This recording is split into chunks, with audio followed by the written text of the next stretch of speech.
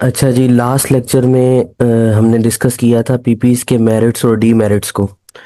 आगे next continue करते हैं इसको। तो नेक्स्ट स्लाइड में जो है ना वो हमें ये बता रहा है, यानी इसकी हेडिंग क्या है, use of guidance and legal standards इसकी हेडिंग है।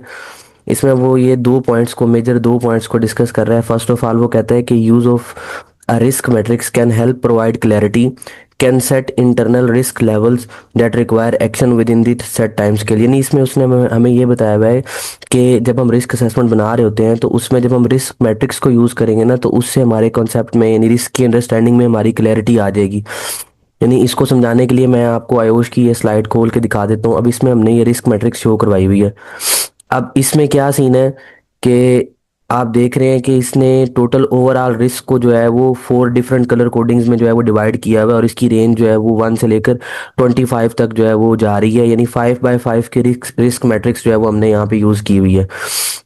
अब इसमें हमें इस चीज़ का आइडिया हो जाएगा कि अगर हमारी जो यानी जब लाइक्लीहुड को हम रेटिंग दे रहे हैं और कंसिक्वेंसेस को इसी तरह से रेटिंग दे रहे हैं, तो ओवरऑल उनका जो प्रोडक्ट है अगर वो 1 से लेकर 4 तक की रेंज में जो है वो लाई कर रहा है, तो इसका मतलब क्या है कि ये एक्सेप्टेबल रेंज में रिस्क है।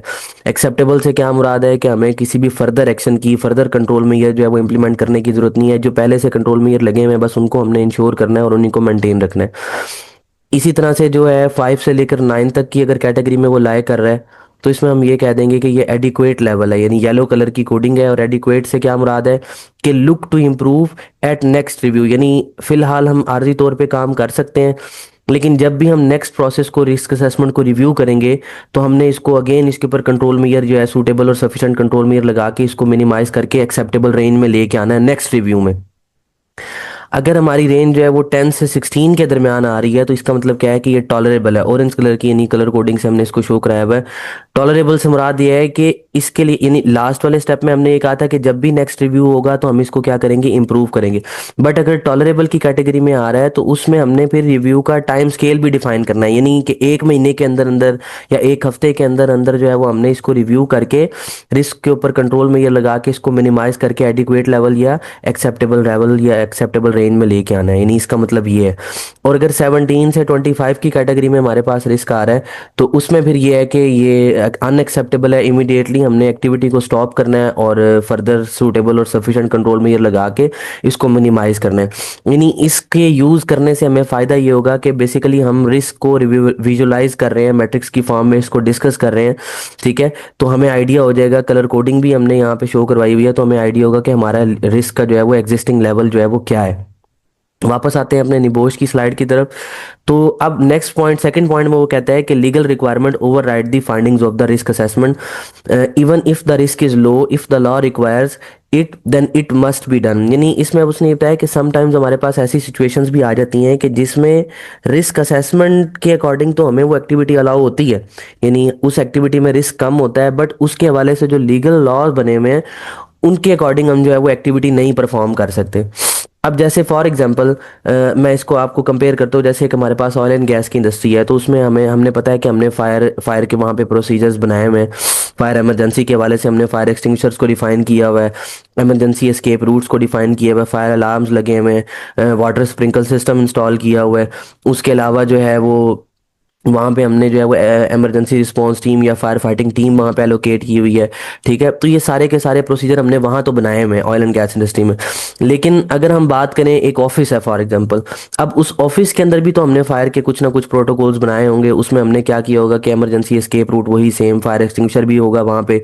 ठीक है, फायर अलार्म्स भी वहाँ पे लगे होंगे, बट वहाँ पे ऐसा इतनी रिक्वायरमेंट नहीं है ऑफिस के अंदर, क्योंकि वहाँ पे आग लगने के चांसेस क्या है, बहुत कम है। बहुत ज़्यादा कोई इलेक्ट्रिकल डिवाइसेस वहाँ पे यूज़ नहीं हो रही, जो भी यूज़ हो रही हैं वो प्रॉपरली इंस्पेक्टेड है, उनकी इंसोलेशन प्रॉपर हुई हुई है।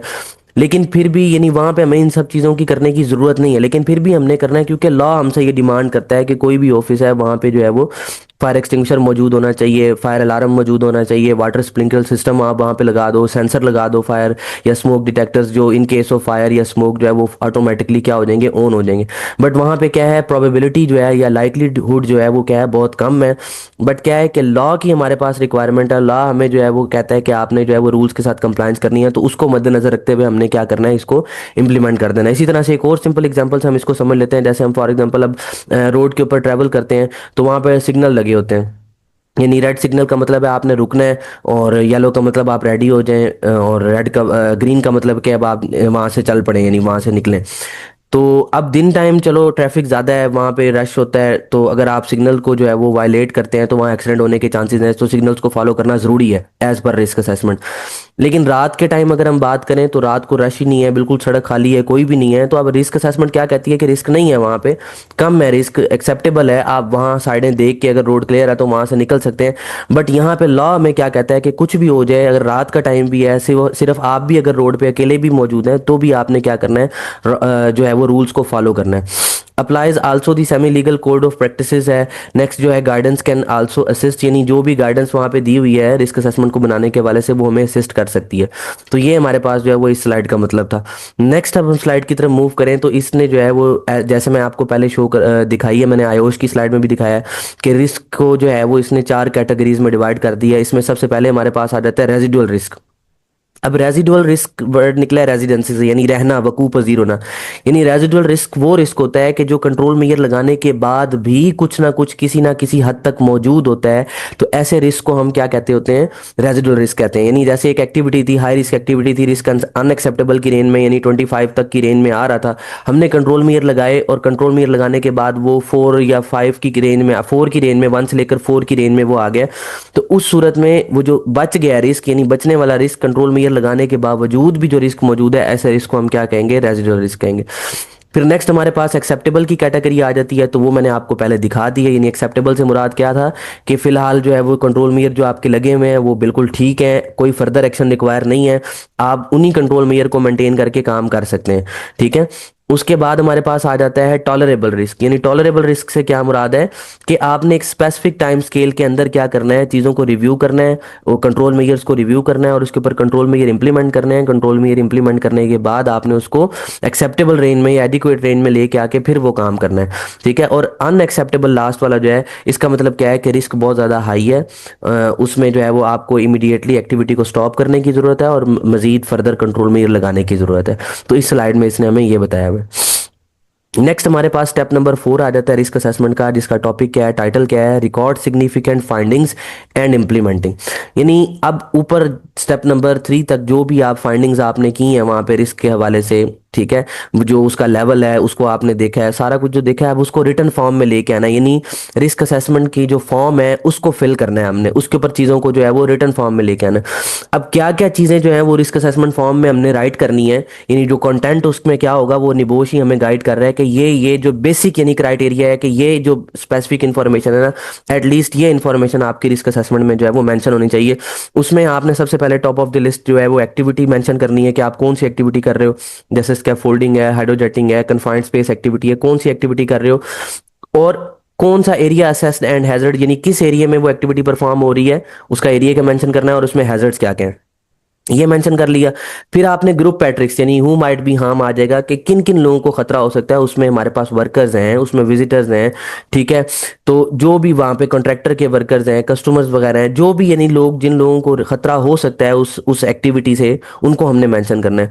फिर risk and adequacy of existing control measure, यानी रिस्क का लेवल क्या है और जो वहाँ पे पहले से कंट्रोल मेजर इंप्लीमेंट हुए हैं वो कितने एडिक्वेट हैं, वो कितने सुटेबल और सफिशिएंट हैं, इस चीज़ को हमने मेंशन करना है। एग्जिस्टिंग कंट्रोल मेजर जो पहले से इकदाम किए हैं हमें। फिर अगर आपको ये लगता है कि वो जो पहले से जो इकदाम किए हैं हमें, जो कंट्रोल मेजर्स लिए हैं वो नहीं सफिशिएंट, तो फिर आप फर्दर कंट्रोल मेजर्स या फर्दर प्रिकॉशंस क्या रिक्वायर्ड है वो आप वहां पे यानी सजेस्ट कर दोगे, उनको मेंशन कर दोगे कि ये चीजें जो है वो आपने इंप्लीमेंट करनी है। फिर उसके बाद जो है वो लास्ट पे डेट और नेम ऑफ कॉम्पिटेंट पर्सन जो ये रिस्क असेसमेंट बना रहा है वो अपना नाम और डेट मेंशन करेगा कि इस बंदे ने इस डेट पे ये रिस्क असेसमेंट जो है वो कंप्लीट की है, बनाई है। और लास्ट पे फिर हमने लिखना होता है रिव्यू डेट, यानी आपको इस चीज़ का आइडिया हो चुका होगा निबोश का कोर्स अब तक पढ़ के कि निबोश की हिस्ट्री में या सेफ्टी की हिस्ट्री में कोई भी ऐसा डॉक्यूमेंट नहीं है जो स्टैटिक हो। हर एक डॉक्यूमेंट एक स्पेसिफिक टाइम पीरियड के बाद रिव्यू किया जाता है, उसमें ये देखा जाता है कि कोई इसमें बेहतरी की अगर रिक्वायरमेंट है, किसी चीज़ को अपग्रेड करने की जरूरत है, तो उसको हम एक स्पेसिफिक टाइम पीरियड के बाद जो है वो रिव्यू करके उसको क्या कर देते होते हैं, अपडेट कर देते होते हैं। नेक्स्ट अब स्टेप नंबर 5, वही रिव्यू को इसने फिर डिटेल में मेंशन किया हुआ है कि यानी रिव्यू कब कब करना होता है, ठीक है, और रिस्क असेसमेंट जो है वो कब कब वैलिड नहीं होती। तो सबसे पहले यानी रिव्यू कब कब करना होता है, उसमें इसने मेन हेडिंग दे दी, स्पेसिफिक चेंजेस जब वर्क प्लेस में आ रहे होते हैं तो हमें रिस्क असेसमेंट को रिव्यू करना होता है।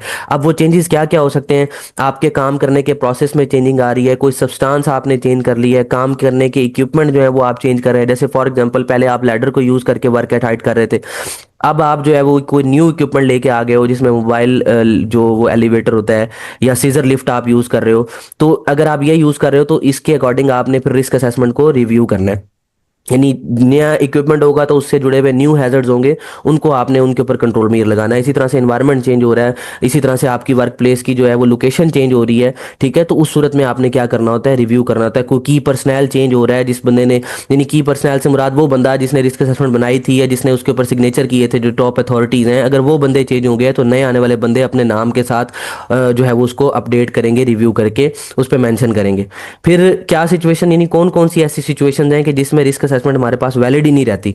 तो उसमें अगर कोई एक्सीडेंट हो गया है तो रिस्क असेसमेंट वैलिड नहीं रहती। वर्क प्लेस का एनवायरनमेंट चेंज हो गया है, बहुत ज़्यादा सर्दी, बहुत ज़्यादा गर्मी हो गई है, उस सूरत में जो है, या कोई केमिकल इन्वायरमेंट, कोई गैस रिलीज हो गई है, तो उस सूरत में भी जो है वो रिस्क असेसमेंट वैलिड नहीं रहती। नियर मिस हो चुका है कोई, यानी नियर मिस का आपको मैंने पहले एक्सप्लेन किया हुआ है कि नियर मिस एक ऐसा इंसिडेंट होता है कि जिसमें 100% पोटेंशियल था कि नुकसान पहुंचे, but by luck by chance हम बच गए हैं, ठीक है। तो अब हर दफ़ा हम बचेंगे नहीं, तो उसके लिए भी क्या है, रिस्क असेसमेंट को रिव्यू किया जाता है ताकि इन फ्यूचर ये दोबारा हादसा जो है वो रिपीट ना हो, नियर मिस रिपीट ना हो। क्योंकि इन फ्यूचर मैक्सिमम प्रोबेबिलिटी है कि अगर ये रिपीट हुआ नियर मिस तो कोई ना कोई बंदा इससे एक्सपोज हो जाएगा और वो सवेयर एक्सीडेंट में कन्वर्ट हो जाएगा। इसी तरह से की पर्सनल चेंज हो गया या फिर कोई इल हेल्थ रिकॉर्ड हो रही है, बहुत ज़्यादा लोग बीमार हो रहे हैं, ठीक है, तो उस सूरत में रिस्क असेसमेंट जो है वो वैलिड नहीं रहती।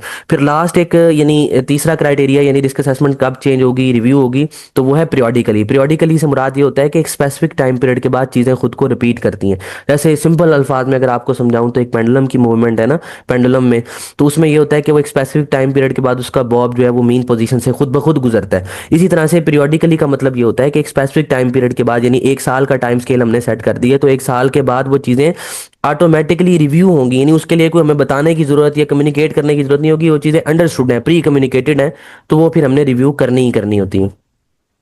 नेक्स्ट अब एक ग्रुप एक्सरसाइज उसने दे दी है। इसमें अब वो कहता है लोन मोइंग की एक एक्टिविटी है, तो इसमें अब आपने क्या करना है, वो कहता है use task analysis, prepare a brief risk assessment and suggest control measure to reduce the risk involve with in this activity. तो ये अब छोटी सी एक आपके लिए एक्टिविटी है, प्रीवियस जो भी स्टेप्स आपको रिस्क असेसमेंट के वाले से मैंने पढ़ाए हैं उसको इस एक्टिविटी में आप इंप्लीमेंट करके तो इसकी असेसमेंट करेंगे।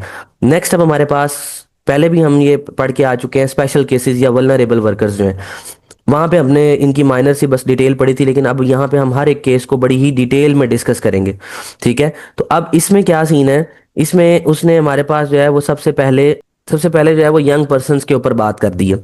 अब यंग पर्सन्स के वाले से वो क्या कहता है कि कौन कौन से लोग हैं जो यानी यंग पर्सन की कैटेगरी में आ रहे हैं और उनके अंदर क्या क्या यानी चीज़ें हैं जिसकी वजह से हम उनको वल्नरेबल की कैटेगरी में डाल रहे हैं। उसमें अंडर 18 जो लोग हैं वो यंग पर्सन की कैटेगरी में है, वल्नरेबल की कैटेगरी में है। क्यों ये वल्नरेबल की कैटेगरी में हम डाल रहे हैं इनको, क्योंकि इनके पास एक्सपीरियंस की कमी होती है, ठीक है, फिजिकली और मेंटली ये इतने ज़्यादा मैच्योर नहीं होते, ठीक है। उसके अलावा इनकी रिस्क परसेप्शन इंतहाई वीक, यानी खतरे को भांपने की सलाहियत वीक होती है। ये पहले मैं आपको पढ़ा के आ चुका हूँ कि रिस्क परसेप्शन क्या है और ये किस तरह से करनी होती है, यानी आपकी सेंसेस के ऊपर डिपेंड कर रही होती है। तो चूंकि अभी ये पूरे मेंटली मेच्योर नहीं होते, फिजिकली इतने ज़्यादा स्टेबल नहीं होते, तो इस वजह से ये खतरे को सही तरह से भांप नहीं सकते। क्यूरियोसिटी की वजह से जिन चीज़ों का इनको नहीं भी पता होता, ये उन चीज़ों के साथ छेड़छाड़ करते हैं जिसकी वजह से बाद में फिर एक्सीडेंट होते हैं। तो इनकी रिस्क परसेप्शन यानी ये रिस्क कैलकुलेशन बड़ी वीक होती है। इनको ये आइडिया नहीं होता कि हमारे इस एक्शन के क्या कंसिक्वेंसेस, कितने सवेयर कंसिक्वेंसेस हो सकते हैं। बड़ी ही जल्दी पीयर इन्फ्लुएंस में आ जाते हैं, यानी कोई बंदा अगर गलत काम कर रहा होगा, ठीक है, तो ये भी उसको देख के जो है वो करना स्टार्ट कर देंगे, क्योंकि इन्होंने, जाहिर सी बात है, अगर ये उस ग्रुप के मेंबर बने रहना चाहते हैं, तो अगर वो लोग गलत प्रैक्टिसेस कर रहे हैं, अनसेफ वर्क कर रहे हैं, अनसेफ एक्ट कर रहे हैं, तो ये लोग भी बगैर सोचे समझे कि यार हमें ये नहीं करना चाहिए या मोरली या लीगली ये चीज़ ठीक नहीं है, ये क्या करेंगे, पीयर इन्फ्लुएंस में आके वो काम कर देंगे। बड़े ईगर होते हैं, यानी बहुत जल्दबाज होते हैं, बहुत जल्दी जल्दी चीज़ों को लेके चलते हैं। अभी मतलब कि प्रॉपर ट्रेनिंग ना हुई हो, किसी चीज़ का आइडिया ना भी हो, फिर भी जो है ना ये चीज़ों को जल्दी करने की कोशिश करते हैं। यानी ये सारी की सारी करेक्टरिस्टिक्स बताई जा रही हैं, यानी ये वो सारी चीज़ें, फैक्टर्स बताए जा रहे हैं जो यंग पर्सन के अंदर होते हैं और जिसकी वजह से हम उनको वल्नरेबल वर्कर्स की कैटेगरी में इंक्लूड कर रहे होते हैं। अब इसके कंट्रोल मेजर क्या है, हम चीज़ों को कंट्रोल कैसे कर सकते हैं? तो उसके लिए सबसे पहले तो हमने ये काम करना है कि जितनी भी हाई रिस्क एक्टिविटीज हैं वो इनके लिए प्रोहिबिट कर दिए गए हैं। यानी कम्प्लेक्स एक्टिविटीज या जो हाई रिस्क मशीनरी वगैरह का जो जो यूज है वो इनके लिए रिस्ट्रिक्ट हो, इनसे वो काम ना करवाया जाए, इनसे सिंपल और जनरल काम करवाया जाए, ताकि ये थोड़े से स्टेबल हो जाएं, थोड़े से मेंटली मेच्योर हो जाएं। बाद में फिर हम आहिस्ता आहिस्ता आहिस्ता आहिस्ता इनको जो है वो फिर हाई रिस्क एक्टिविटीज में इन्वॉल्व अगर करना भी है, हाई रिस्क एक्टिविटीज में इन्वॉल्व इनको, तो उसके लिए बड़ी ही क्लोज सुपरविजन और इनको प्रॉपर ट्रेनिंग करवाई जाएगी।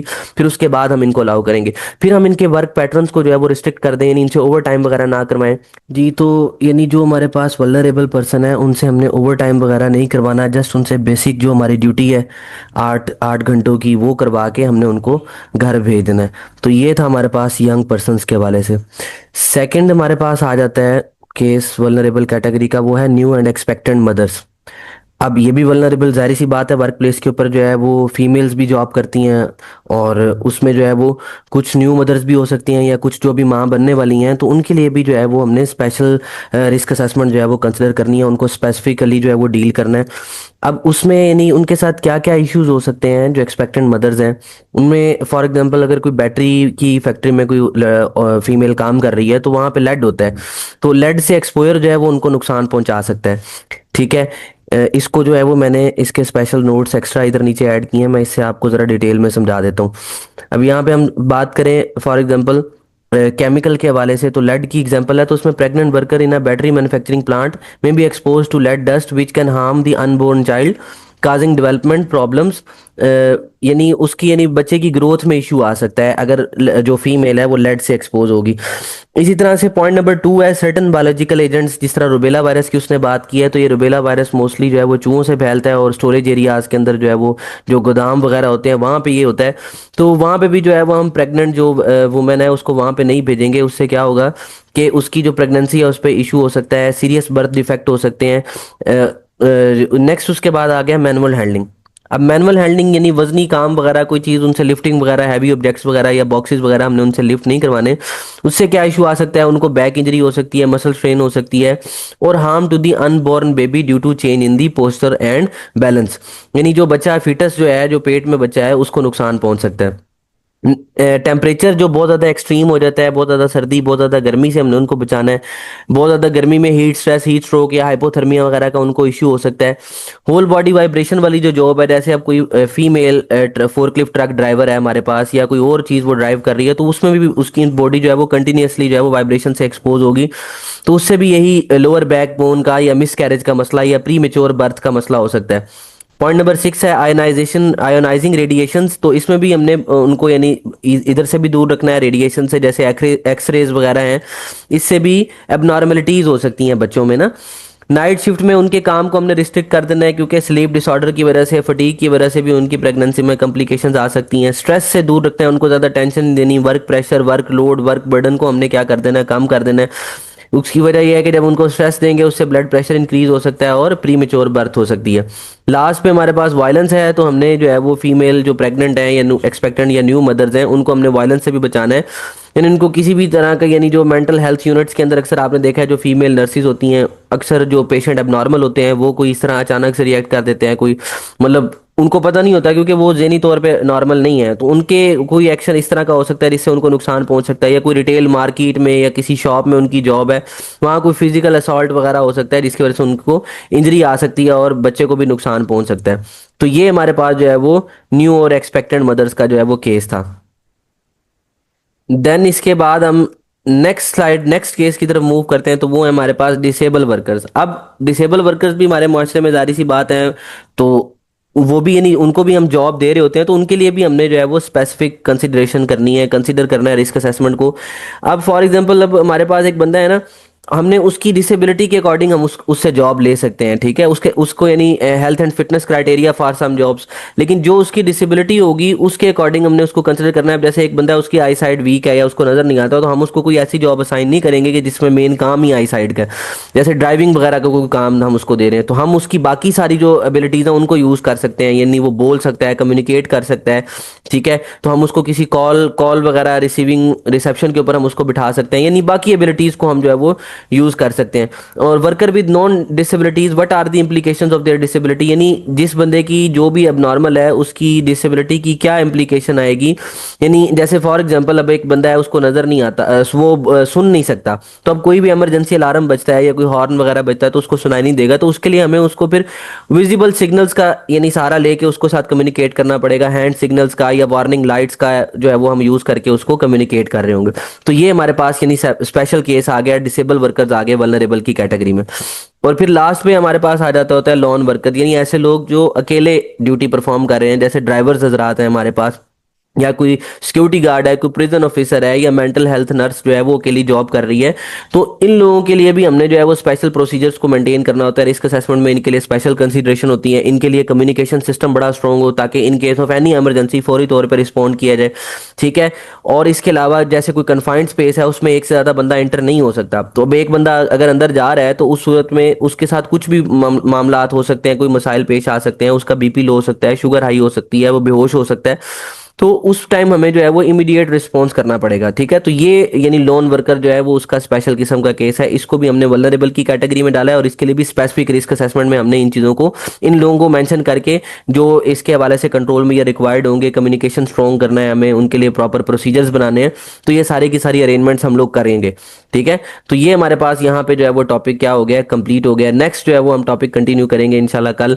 वो हमारे पास टॉपिक क्या है, दी मैनेजमेंट ऑफ चेंज। यानी मैनेजमेंट ऑफ चेंज से क्या मुराद है कि जब भी किसी भी जगह पे, वर्क प्लेस पे, वर्क प्रोसेस में, वर्क इन्वायरमेंट में, या हमारे पास एक्टिविटीज में, इक्विपमेंट में चेंज आता है तो हमने उसको कैसे मैनेज करना है। तो ये हमारा नेक्स्ट टॉपिक है इंशाल्लाह, इसको हम नेक्स्ट लेक्चर में जो है वो कंटिन्यू करते हैं।